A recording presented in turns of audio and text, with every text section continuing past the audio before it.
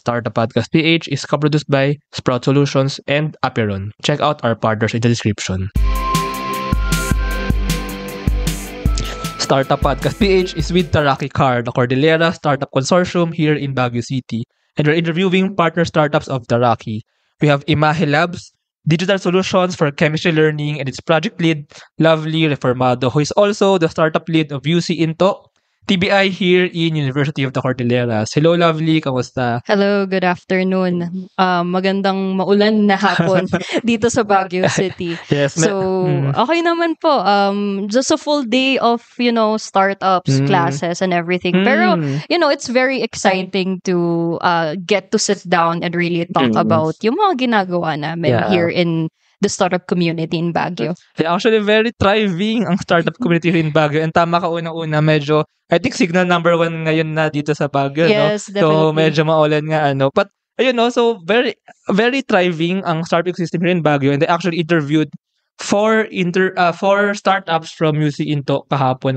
Yes. And I'll interview you about Imahe Labs, but maybe we'll also get to know more about UC Into. Alright, I see. Let's talk about Imahe Labs, Lovely. So, ano nga ba ang Imahe Labs? So, Imahe Labs, ang main focus talaga namin is more on digital solutions for chemistry learning. Dalawa pa rin yung main solutions namin. So, the first one is a mobile application. And this one focuses on games for chemistry learning from grade 7 to 12. So, parang ang idea doon is that possible siya na mga formative assessments na pwedeng gamitin ng mga teachers to be able to understand and to assess kung alam nga ba nila yung mga topics in chemistry. Then the second one is a virtual reality simulation. So it's meant for grades 11 and 12 and it tends to simulate yung mga laboratory activities talaga. Whereas for the mobile application, it's just more on basic assessment, basic identification of ideas. Yung sa VR application, it's more on actual simulation on the common laboratory activities or uncommon laboratory activities in chemistry. Okay, so ang dami kong tanong, no? So, digital solutions for chemistry learning, punta muna natin yung chemistry learning. So, ano ba yung parang traditional way of chemistry learning and bakit need ng digital solutions? Alright, so for chemistry learning, I would say na pag inisip ninyo science experiments. Mga flask. Mga flask, mga chemicals. Chemicals. So, we have solution or we do have experiments for biology, geology, physics. Pero kung pinaka-common talaga pag naisip nating laboratory is more on chemistry. So it's a very essential aspect of learning chemistry or even any other science. Pero nag-focus talaga kami sa chemistry for a number of reasons. Number one is talagang yun yung pinaka-focus with regards to science learning. And the second one, we actually created like a short survey. For whatever reason, ginawa namin siya during the pandemic. And ang nakita talaga namin in terms of difficulty really is the chemistry subject. Ang taas ng margin niya compared to the other types of sciences. Like physics and biology? Second was physics at the time, and then the third one was biology. So we surveyed around 160 students and teachers. So doon talaga sila nahihirapan. Actually, kasama ko dyan kasi pinamababa akong chemistry compared sa physics and sa biology. Actually, chemistry ako pinamababa. But anyway, even for me, chemistry then, I really like physics. Pero yung chemistry talaga, it kind of eludes me na parang how can you create such nice solutions? Pero ang hirap ng mga formulas, ang hirap i-memorize. Yeah, I remember yung mga let's talk more about chemistry muna para mas magets din ng ating mga audience. So, I remember sa chemistry yung mga stoic and yung mga mixture. So, bakit nga ba mahirap ang chemistry? What do you think? For chemistry kasi it's a lot of things. So parang if you think about physics, yes, ang daming computations. Pero if you think about it, tatlong equations lang. Pag papalit-palitan mo F lang. F equals MA. Yes, parang force, then speed, force. Yun lang. Actually. And pwede mo silang emerge ng konti. Put them together. So as long as you can memorize 3 equations, you're pretty much good to go. True. For biology naman, it's more on memorization for me. So you may not be good at math, but you're good at memorization. Kaya mo ang biology. Chemistry offers both of them in the most odd way. So you still have some equations. Konti din naman siya, pero alam mo yun, it's quite sporadic. So hindi siya yung consistent, unlike for physics. Same is true with chemistry. With memorization, you also do a number of them. So parang especially yung mga especially pag yung mga carbon chains, mga hydrogen carbon chains. Periodic table pa nga lang eh. Basically, even just for periodic table. So, yun, there's a lot of difficulty because you have to learn a lot of skills for you to fully appreciate talaga chemistry. Yeah, and come to think of it, physics kasi, although mahirap siya, parang mas mas makita mo siya in real life. Ang chemistry medyo mas, parang in a sense, medyo mas abstract siya na science, kasi parang medyo niche siya somehow, Like, you can see it, but you don't particularly understand why it works, and there's a lot of things that you need to unearth with that. Yes. Sa biology naman, yes, you can see it through microscopes, nature, ganon. But it's fairly, more on memorization siya for me. I might be wrong, pero ganun kasi yung vibe sa amin. Ganun din yung vibe na pinuput off talaga ng mga ini-interview namin. Yeah, ang biology is, meron siya of course science, pero much of it is talagang knowledge din talaga na kailangan, kumbaga, it's something that you learn if you memorize din, But yeah, puntaan natin yung digital solutions, So, what exactly is this? And paano mas natuturuan or mas natututo ang mga students if through Imahe Labs, through the digital solutions? Okay, so for sa mobile application, yung main focus talaga namin doon is more on the accessibility side. So, we actually created Imahe Labs during the pandemic. So, parang there's a lot of sentiments na we cannot remote class din kasi. Yes, remote classes. They can do the experiment. They can do the laboratory work. Puro module ka, puro papel lang, nagbabasa ka lang. So, nag-experiment ka pero nasa papel. Nakikita mo lang online. Yes, nakikita mo lang siya. Also, naalala ko lang, kasi in some schools, lalo yung mga hindi ganun kayaman na schools, they have modules, but they don't have the actual labs even. Yes. So maybe makatulong din ito sa kanila. But yeah, can we know more about the... So yun yung pinakauna. It's just more on making sure na accessible to mga ways for you to be able to assess and even visualize. So parang marami tayong mga aspects na during the pandemic, we did use a lot of videos, mga demonstrations, pero ganun kasi, it's just a one-sided interaction. You see your teacher or you see some person on YouTube do the experiments, pero wala kang experience. So parang, i-imagine mo lang, delulu ka lang na you kind of just check what they're doing. So wala yung interaction from you. So for us, we wanted to give that level of interaction. Pero na-realize din namin na you can't really do both accessibility and immersion at the same time. So what we chose really is more of the accessibility. So the second one, yung sa may virtual reality naman, that one focuses more on simulation immersion rather than it is accessibility. So parang nasa lab ka mismo. Yes, parang nasa lab ka mismo. Admittedly, medyo mas mataas yung starting point mo. Like for example, a VR right now, the lowest one is around 15,000 pesos.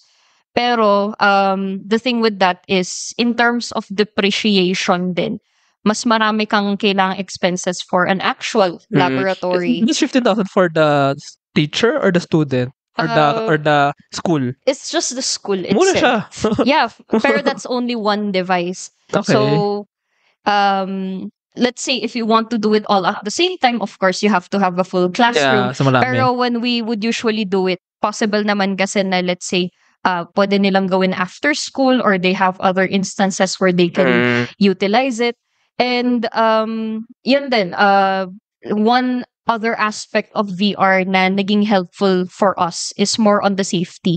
So when you think of chemistry, you think of chemicals. Yeah, There's usually a lot of danger with that. Glasses pa lang, yun yung sumasabog talaga.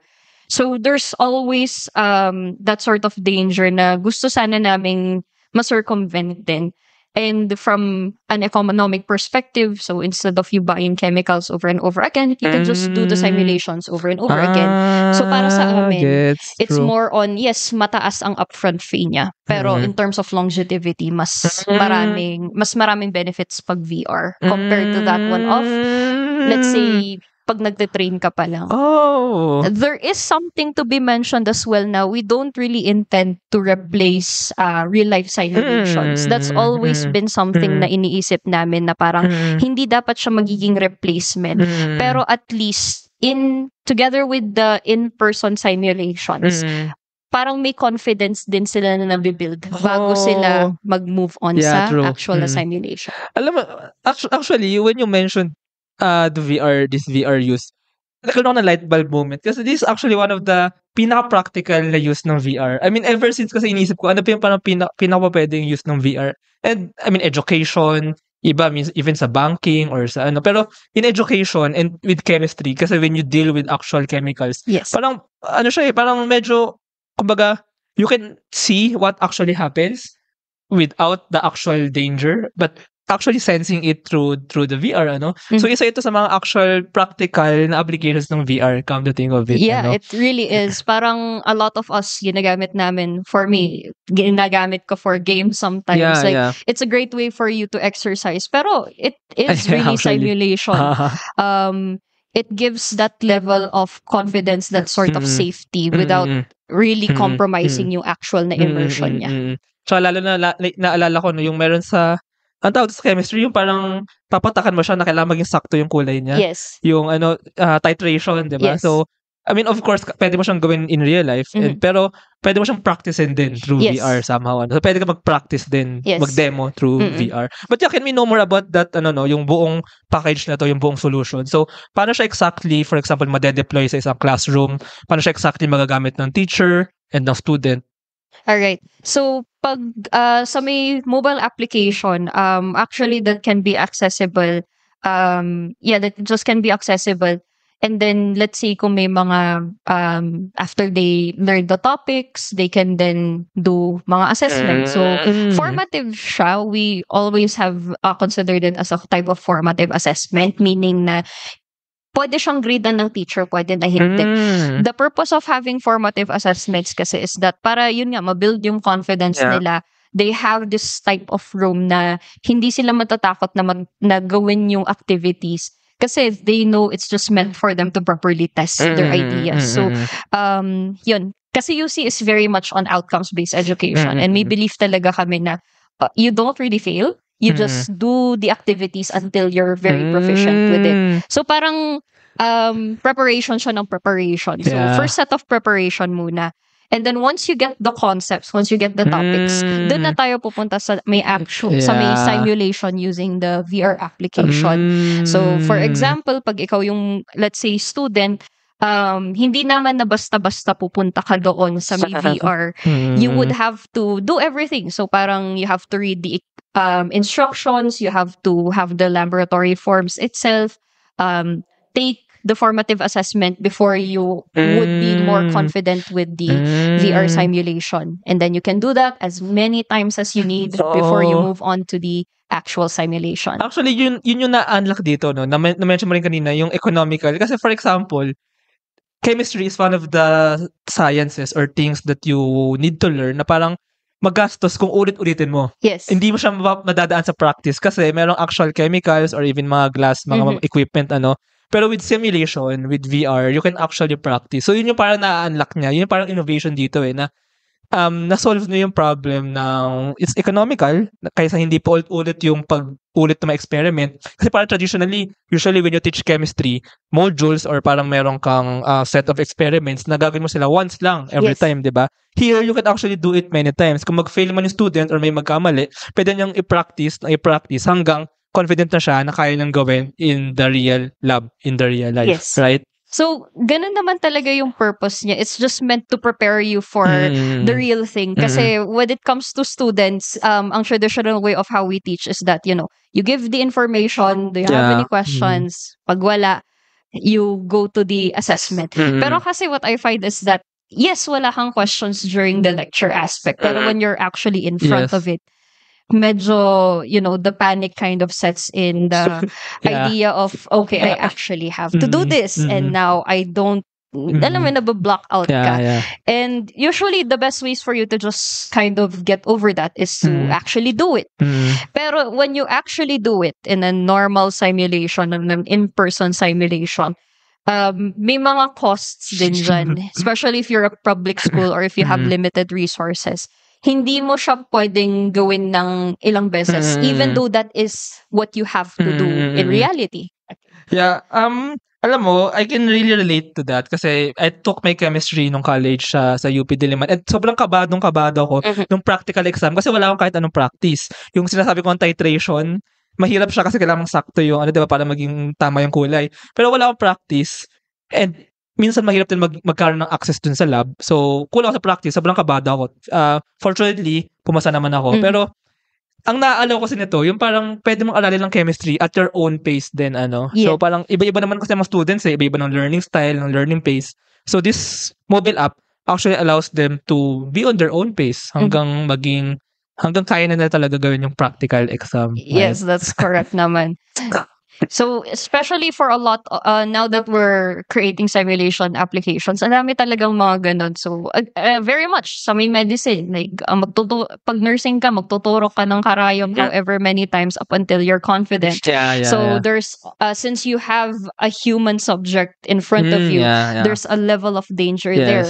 So, it may not be, or parang chemistry may not be as dangerous as that, but there is that hint of danger. Ang naalala ko nga dito, actually, do you know, like, yung sa mga military and mga war games, they actually also use simulation para mapunta yung mindset ng mga sundalo or ng mga military sa actual battlegrounds. Pag doon na sila, mas confident sila. So parang same concept ito, no, na ita-train, yung practice mo muna, at least yung mindset through simulation ng mga estudyante para maging super ready na sila sa gagawin nila. I think that's a really good insight as well. Kasi parang we don't, or parang when you say, oh, you're not competent, it's not necessarily na you're not competent. You know the ideas, you know the concepts.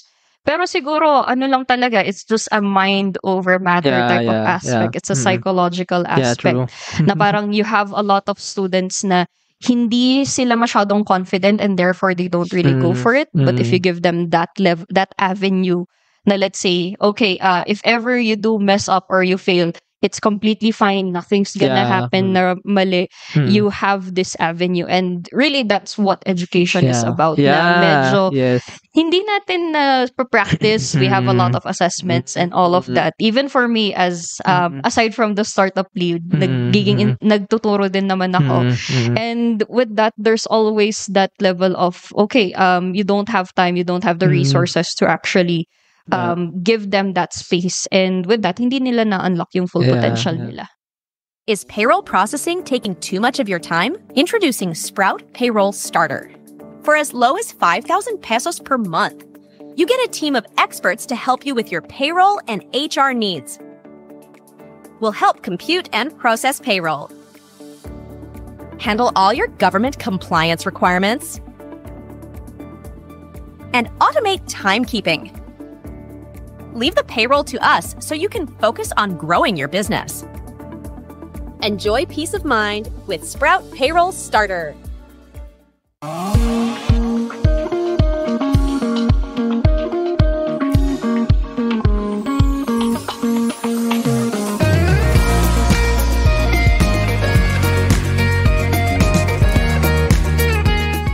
Grabe. I mean, kaya pang level to parang this is actually revolutionary on education. Kasi ano siya parang nag-open up siya ng bagong accessible style for education. Ayun nga, at our own pace natututo ng particular topic. But yeah, let's know more about the story. So you also teach here in UC. So can you know more about your background and how or why did you think of making this mobile app? Oh, that's interesting. So, back in 2020, nung pandemic, we developed the Imahe Labs. Currently, I am an assistant professor. So I teach college students in IT and computer science and multimedia arts for here whatever in UC. reason. Yes, in UC as well. Pero back in 2020, I actually used to teach senior high school. Still IT naman po, ICT. But with that, we were able to see firsthand talaga how basic education was devastated by the pandemic. Sa college students kasi parang, especially for us at IT, we were one of the first people that can easily adapt from work from home. Pero for basic education, that was very much a challenge. So at the time in UC, ang pinakamataas talaga namin na population was STEM. And with that, there's a lot of, chemistry, students who are learning chemistry, and dun talaga yung naging main problem. So we would have meetings and meetings on end on like how do you turn your activities into something that the students can do. So a lot of them parang at-home activities, which were very, very helpful, of course, so much more than the actual, let's say, demonstrations that you just read or you just see on videos. Pero, of course, pag hindi mo nagawa yung experiment, wala kang score. For some students, they may not be able to get that. So, doon talaga yung genesis nung aspect of Imahe Lab. So, we were just thinking of general science. Pero as mentioned a while ago, we found that chemistry is actually the one that they had the most difficulty with. At saka ito ngayon parang pinaka may factor yung simulation. Simulation talaga was the most, let's say, difficult thing. At the time kasi, we had our LMS. We're very lucky na we were able to adapt an LMS very quickly. Pero there were still students who are unable to. And I imagine that for a lot of public schools na printed modules talaga. So for those with LMS, they can probably have some videos. Pero pag module talaga, like just so pwede rin siya i-integrate sa mga LMS, no? I mean, sa ibang LMS. Yes, it might also be possible as well. How about pala yung development ng app? So, did you make it from scratch? And how about the team behind Imahe Lab? So that's really interesting as well. So, I guess for us, we were not a startup. I guess, parang it was a matter of luck, I guess, serendipity, as you would say. That was the problem that was happening, and that's genuine. Pero at the same time, there was actually this very elusive funding called the DOST Grants and Aid Fund. And actually, it was, I guess, the first time that the university was able to join that funding. I remember na it was actually my predecessor for the innovation office. Hi, Ethan. Tinawag niya ako plus another colleague that I have from the senior high school, si Ibrahim. And with that, we actually created a team specifically for game development. So parang, yun, would you say na it was developed kasi kailangan namin ng topic for a funding? Sure, why not? Pero it was genuinely a concern at the time. So, parang meron kaming 5 teams. So, kaming game, meron din kami for AI, meron din kami for like other... all of them are from UC? Yes, all of us are from UC. Faculty We're all faculty members. Oh, okay. So, si Ethan at the time was non-teaching staff, pero we had 2 of us who are faculty members and then another 2 na non-teaching staff. Funnily enough, 5 teams kami. Kami lang yung nakapasa. And it's really odd kasi we were like, what? We were 22, 23 at the time. Anong year yun? 2020. So I was around 22 at the time when na-approve yung Imahe Labs. Yung mga kasama namin na hindi nakapasa, may mga doctorate, may mga masters. And you know, these bunch of like early 20-something-year-olds with their meme game at the time. Yeah, tsaka I think, parang very close din to sa gusto ni DOST rin. Parang aligned din talaga ito sa, was missions ko baga ni DOST now. Parang ang ginagawa ni DOST now, yung mga common problems like in education, and then you solve them with AI or virtual reality or yung mga deep tech, mga advanced tech. No? Yes. So I think kumbaga super aligned din talaga yung ginagawa ninyo. Yes. So parang another funny thing is that it just so happens that we were able to complete that. So sa amin, chemistry. Pero we also had other universities. I think we were like 11 university teams that all focus on like games and let's say digital solutions in education. So meron yung isa, ang focus nila is on biology. Yung isa focus nila is on physics. Yung sa may biology, I think they were from Philippine Science High School. There was also one from physics.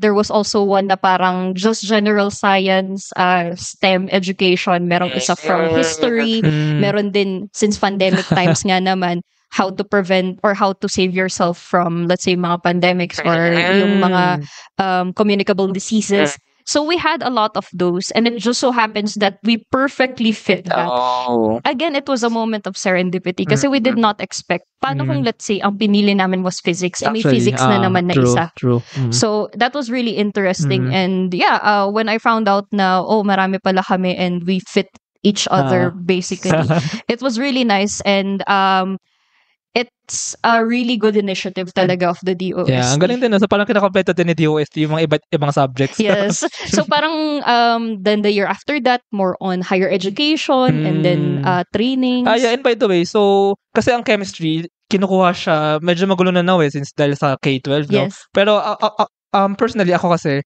I'm from Philippine Science actually. So yung curriculum ko, may chemistry na from second year high school Yes. to fourth year high school. And in sa college, I also took chemistry. Yes. But like this, what level yung parang particularly gagamit?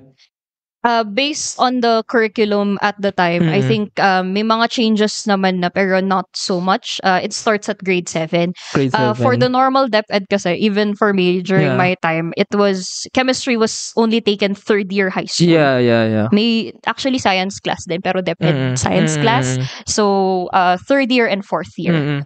So, grade 9, grade 10, I guess, for Yeah, the grade 9, current grade 10. standards. Ngayon kasi, ang ginawa nila is hinati-hati nila lahat ng sciences and they would all be offered in all grade levels. So basically, Yeah.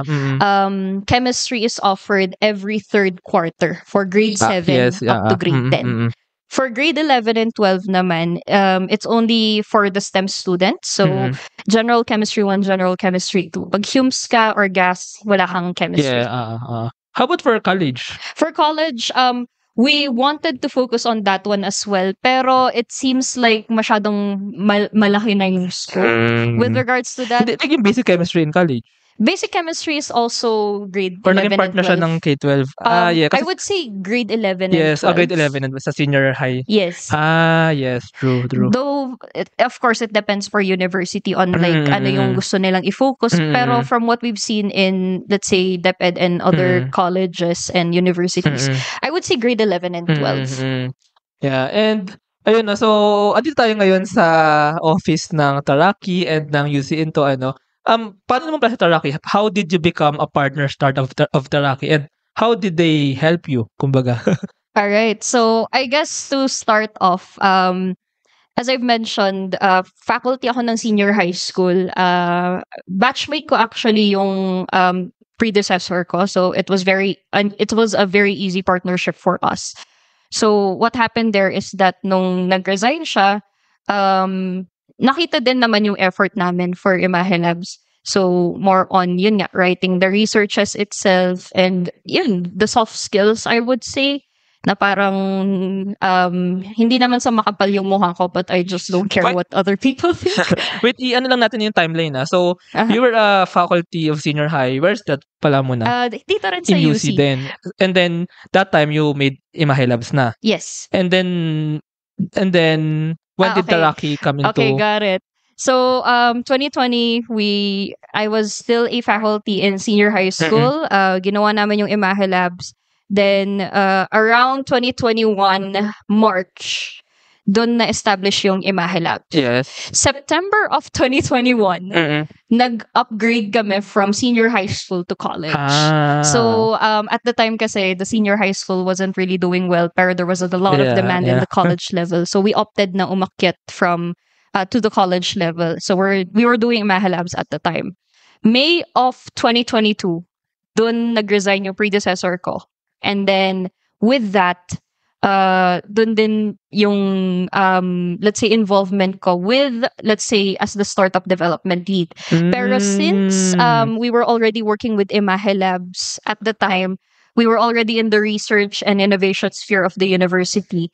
We were already familiar with each other's work. So parang dun talaga nakita siguro yung potential ko with regards to startup development. So there. I see. Taraki came in around 2022, so late 2022. So at that point, parang I think I was a few months a startup development lead, and DOST was like, oh, we want to create a consortium of different TBIs. So yun na yung Taraki. So Taraki is the consortia for the Cordillera Administrative Region. So I guess for NCR, it's Scale. For Region 3, they have Baras TBI. So every Yeah. single one, I think, if I'm not mistaken, most, if not all, regions now have their own consortium. So at the time, we were very fortunate na the University of the Cordilleras was the lead, and therefore, since sila yung lead, we needed to be able to assist. Yeah, actually interesting to know. Actually, I've talked with the other team members ng UC Into, and some of them, they're actually incubators before ni UC Into, and naging part ng team ni UC Into. Meron ding intern na naging part ng UC Into, and yun pala, no? So, nangyari sa Imahe Lab, so you already had a startup, and that's why maybe also you became the startup lead for UC Into. And from there, tsaka, since nung nagbuo na ng consortium for the Cordillera, so naging part na nga rin kayo ng Taraki. So, I think that's how, kumbaga yung storyline ng... Now that you've mentioned it, pare-parehas nga naman kami ng origin story. Parang I think that's one thing that we really like to promote sa may UC Into na, yeah, they might say yes na parang, startup vibes. Pero ganun talaga. You get the heart of people who are really devoted into innovation by doing things like that, engaging with them, giving them the resources. So, with that, they would be able to pay it forward. Yeah. Actually, it's true kasi very important ang experience sa startup world. I mean, startups is all about experience. And second, yung parang yung parang yun nga, innovation, pagiging innovation driven. Hindi mo siya makukuha basta-basta in grades eh. Malalaman mo siya if someone has the experience already. And kumbaga, choice niya to go into the startup world. Kasi alam naman natin na at the start, very risky talaga ang startups. So, I think yun yung parang pag-screen din ng mga taong bagay maging lead or maging part ng community enabler ng startup community. Yeah, I really agree with that one. Parang even for us, we don't really, we don't really try to hide yung difficulties ng startup. It just so happens na, yes, it's a fun experience. It's a motivating experience. It's an enriching one. But at the same time, it's very difficult. We all know naman the fact na 10% of startups are the only ones that are successful. So there is very much a choice na yung startups natin are going to be part of the failing 90%. But there's still a level of persistence. There's still a level of resilience. And I think that's what I appreciate talaga with the startup community. There's a level of resilience. But at the same time, hindi ngay tayo nagbabangayan. So there's like no turf wars. There's no competitions. If ever there's like a healthy competition. So, yan, we like to build each other up. Or I guess yun talaga yung gusto namin i-focus on with our Cordillera and startup ecosystem. Actually, dito sa UC Into, actually today, saktong-sakto sa recording natin, ay parang, ano ba tawag dun? Yung parang first day ata ito ng bagong cohort ng UC Into.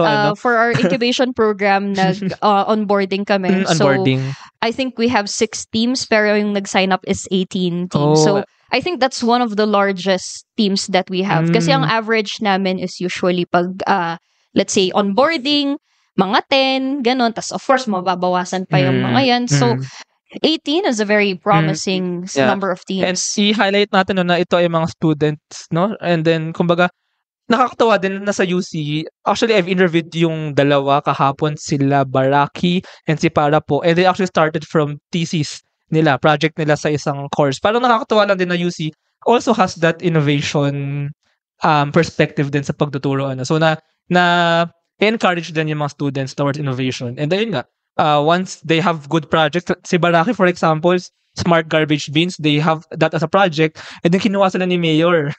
And then binigyan sila ng work to actually develop and produce their smart garbage bins and to actually deploy it in Baguio City. So nakakatawa yung mga ganung story. Yeah, it really is. And we're very proud na parang, they're able to get those types. And yun naman talaga ang point ng isang TBI, to be able to assist on developing ideas and creating jobs like that. At the end of the day, even though you came to college to graduate and get a job, there are still other options. Of course.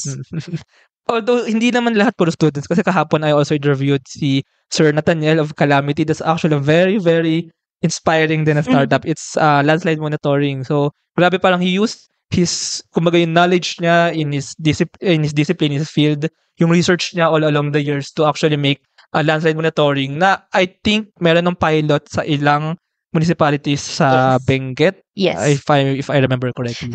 They have a particular river. So Yeah, I yeah, think yeah. different areas basta within the Buwed River, Yeah, they yeah, have yeah. quite a Yeah, number. yeah. May website naman po sila. Yeah, ayun. So, thank you din sa iyong work as startup lead kasi nakaka-inspire actually na natutulungan yung mga tao here in Baguio, in Cordillera, and yung mga startups kumbaga is nagbo-boom pa.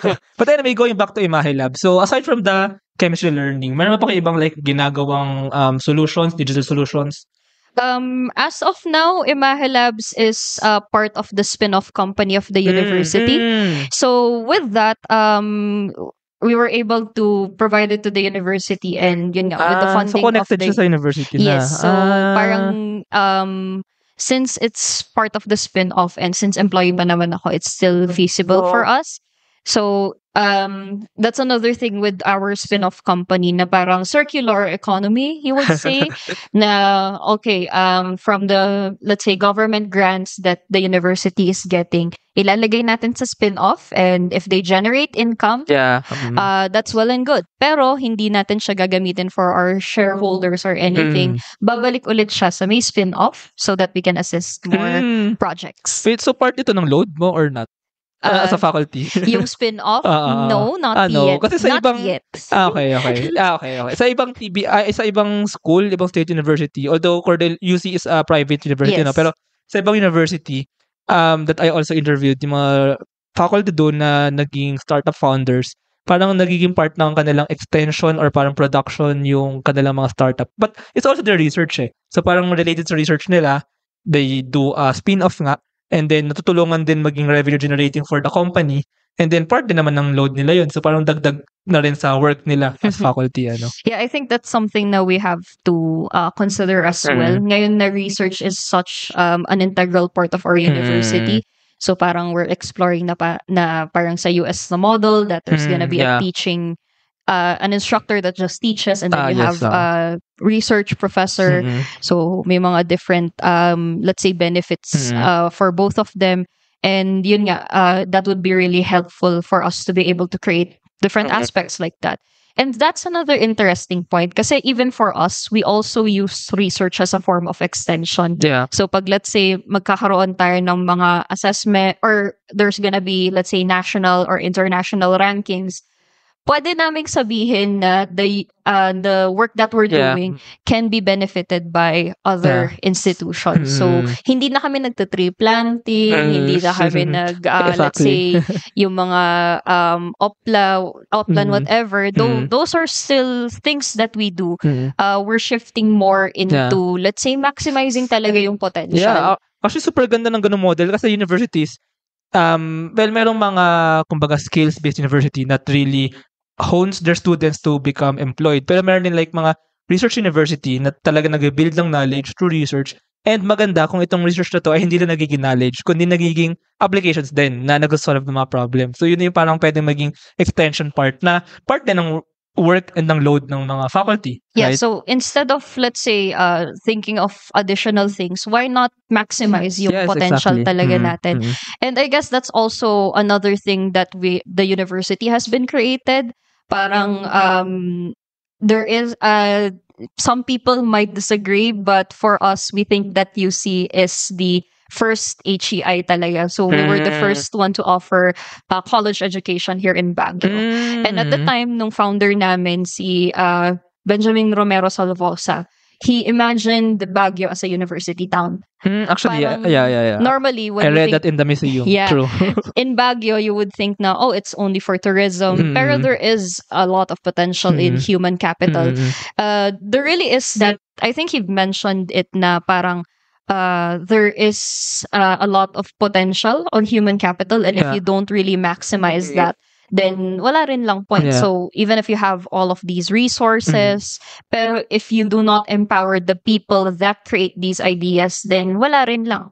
Yeah. So I think for Baguio, that's one thing that's going very well for us, even from the government's perspective. So yun, what I really like is that I'm currently in an environment right now that gives me the opportunity to be as creative and as innovative as possible. So from the administration, hindi to joke. Work-life balance. Work-life Creativity balance. Yes. Actually, ikigai na nga siya eh. Yeah, ikigai to some extent. So parang yun, you have an administration that supports you. You have the resources to do so. Yung government namin, especially for our current mayor, na very supportive with regards to the activities of the youth and the innovations that could be created by the youth.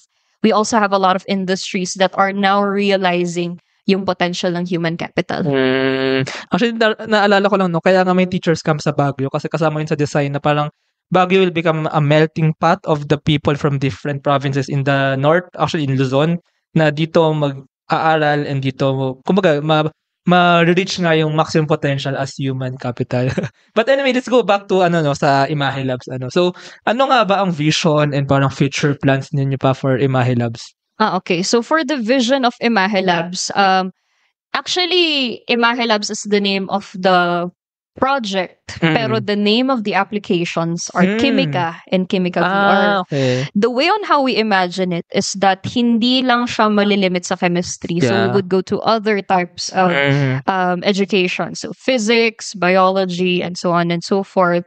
Even for now, let's say Imahe Labs is currently in development, pero that doesn't mean na yung mga natutunan namin during that project is going to waste. So as part of my job as startup development lead, tumutulong din ako for research writing. So yung mga grants. Ng mga startups. Yes, ng mga startups, ng mga faculty members namin. So with this, I think, even for Dulce, natulungan namin din sila for the WH-wise. I don't know. We also have, let's say, yung current cohort of the WHWYs.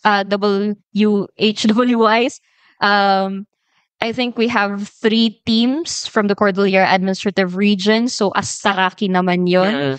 And with that, for me personally, marami din kaming natulungan for faculty. So right now, we have another DOST grant fund. Simulation din, VR din. Oh, wow. Interesting that you've mentioned military kasi we do focus on police investigations. Maganda yan, crime scene investigations. Lalo na sa UC, medyo focus pala dito ang criminology and forensics. Nagulat nga ako ngayon ko nalaman yun eh. Yeah, itong building na to, currently we're in our Ligarda campus.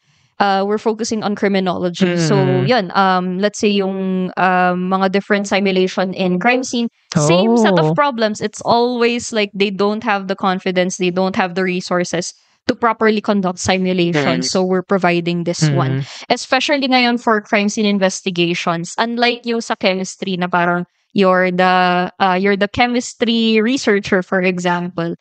Doon, marami kasing mga roles. So, meron kayong photographer, meron kayong first responder, meron kayo yung, let's say, even operatives. First aid, no? Kung may earthquake, ganyan, yes. no? So, okay siya. All of those ones are included as part of the new project. So, yung mga natututunan ko for Imahe Labs, they're all placed there. So, I would say na that's also a great way for us to parang knowledge transfer na rin. And by the way, si Imahe Labs, lalo si Kimika, how do you plan for schools to use it? And may gumagamit na ba sa kanya now sa UC? As of now, we're still in our testing stage. Of course, we want UC to be the first set of users. So yung mobile application, we opted to be free talaga. So we actually signed a memorandum of agreement with DOST and DepEd Central Office. Not only us, but 10 other universities that would provide the resources for free. Pero we also understand na hindi naman sila pwedeng ibigay all of them for free. So parang libre yung sa mobile application, but the VR has to be subscription-based. Okay, so what we plan to do is that siguro, let's have 20 VR headsets with the training, with the software, with the maintenance. All of that one is in a package. So, kumbaga ang client nyo is yung school or yung department mismo? Yes, the school or the department itself. Not necessarily individual students. Yeah. Okay. Ayun. So, thank you so much, Lovely, for this conversation. Grabe, ang ganda ng ginagawa ninyo sa Imahe Labs and you, actually. Ang ganda ng ginagawa mo here in UC Into, especially with the startup community. If our listeners want to know more about UC Into or Imahe Labs, so maybe there's a startup or maybe an investor or someone who want to partner up with you, so how can they find more information? Maybe you can lead them to social media channels or email or website. Yeah. All right. So for UC Into, we do have a lot. So our email is at into, double tipo, INTTO, at uc-bcf.edu.ph. We also have our Facebook page at UC Into rin po. We also have our Instagram. We also have our local number. And for those in Baguio or who wants to visit in Baguio, you can visit us at our Lecarda campus. So thank you so much, sir, for For this. Imahe Labs, for For Imahe Labs dun din po. Okay, We do okay. have our email, imahelabs at uc-bcf.edu.ph. Imahe is one word. Imahe Labs is one word. Imahe with an H. So yeah, if you have any more information, you can contact these two emails. and I'll put those links then and those Yes, pa. emails below. So thank you so much. Thank you. Thank you so much po. Thank you very much to our 50 patrons. This episode is super powered by AskLex PH Academy, our official e-learning partner. Get certifications on Lean Six Sigma, project management, data science, and more. 1. CFO services, bookkeeping and tax, and payroll processing for startups and small businesses. Tuala, privacy-focused digital experience for sharing identity information across Web 2 and Web 3 ecosystems. Better Support, a Manila-based BPO company. They are offering a referral program for anyone who can bring in new BPO clients. If you know any Western-based business that might have a need, let us know. Britanna, a cloud-based enterprise-grade ERP solution that fits the small and medium business budget. Fail Coach, business training, coaching, and consulting for startups and SMEs that are scaling or finding product market fit. Wonder Brand, next generation data science-driven brand strategy and design company for emerging markets. School Tech, all-in-one AI-integrated school and learning management system for small and medium schools. Doon, Philippines' first fully insured peer-to-peer car sharing marketplace. East Point Business Outsourcing Services, the one-stop shop for streamlined business solutions for MSMEs such as business registration, bookkeeping, and more. And Space Cebu, global co-working space, private office, and meeting rooms for startups, digital nomads, and freelancers. Mamiki Super Pet App, the Philippines' first ever one-stop mobile app for pet products and services.